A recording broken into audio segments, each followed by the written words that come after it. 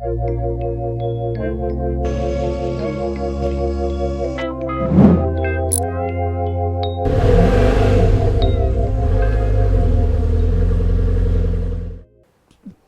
in motion, you know, this thing is way ahead of its time.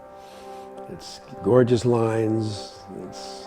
When you watch the car, it's almost sensuous, just, you know, the curvatures in this thing. I mean, they're just gorgeous, whether you're washing the car, it's a joy just to wash the darn car, you know, or seeing it drive by. It's just, you got these timeless, sensuous lines.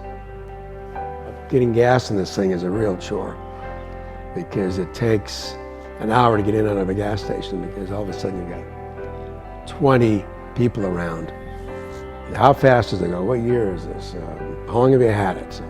All the questions, you know.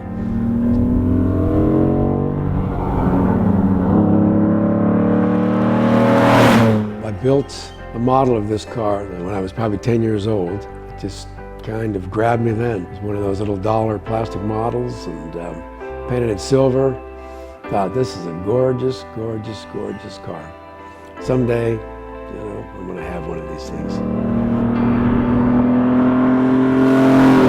Everybody should be able to set a goal as a 10-year-old child and fulfill it. There was no miracle in my story. I think it shows that anybody can do anything if you start early enough and keep that dream alive, you know.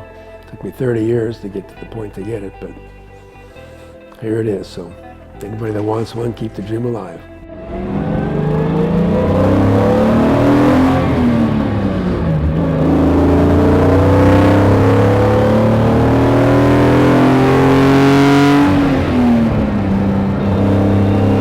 Most of the cars do not get driven to convention. If somebody pulls up in one of these, which is usually, you know, my wife and I, and we're the crazy Californians that drive the car, you know, through storms, and you know, it's nothing to hop in it and drive from here to Vail. There's always a storm or two along the way, so sometimes a little road chip, a cracked windshield, or you know, there's always some minor damage that happens. And most of the cars get winched out of a big semi, pushed up into the display area, you know, with gloves, and then they get pushed back into the semi.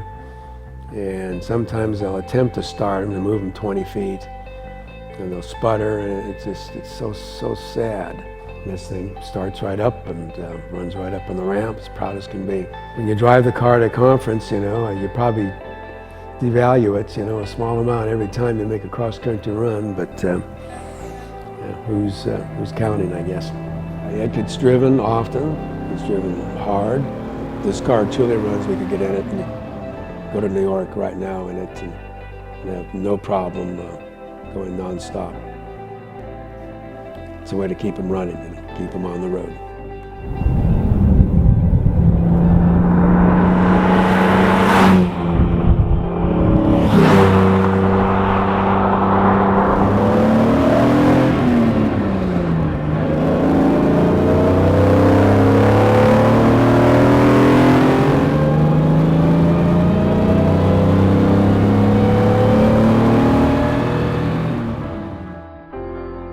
It'd be a shame not to drive it. If I get too old and I can't get in it, so I guess it'll be time to let it pass to another guardian, you know, because it'd be a shame to tie the car like this down.